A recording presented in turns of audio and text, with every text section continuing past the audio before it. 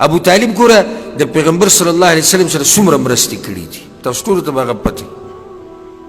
پیغمبر صلی الله علیه وسلم مور او پلار وفات شوي وو هغه وړوکی بیا ترې نیکه وفات شو بیا د دې تره په کفالت کې پاتې شو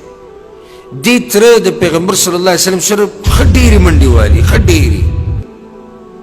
او چې کله ورته ډېر واره دعوت ورکو د توحید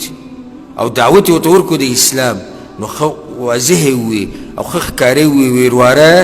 ما ته ښه پته ده چې ستا دا دین حق دین دی ښه نو چې خره ته پته ده چې حق دین دی نو منې ولې نه ایمان ولې نه راوړي کلمه ولې نه وی دې خبرې ته غوږ کېدی ښه وی ښه راته پته ده چې دا دین دی حق دین دی ورواره ښه نو چې حق دی ویې منه که نه وی که چېرته د دې خلکو نه ملامته کولی نو بیا مې منلی وی ګوره دا ټکی د هغه په خوله مو که چېرته خلکو نه ملامته کولی سبا له به وی ورواره خلک به راته بیا دا وایي چې د عبدالمطلب دین دې پرېښو د پلار نیکه مذهب دې پرېښو لاړې د چوکاټ نه واوړېدې او لاړې د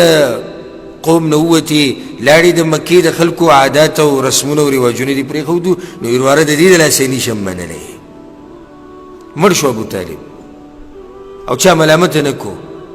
صحیح ده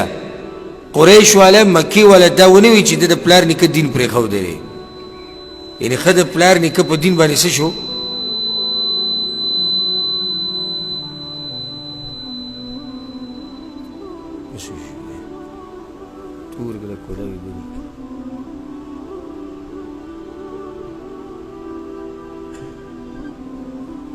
نو ښه د پلار نیکه په دین باندې توجه دې طرف ته ساتي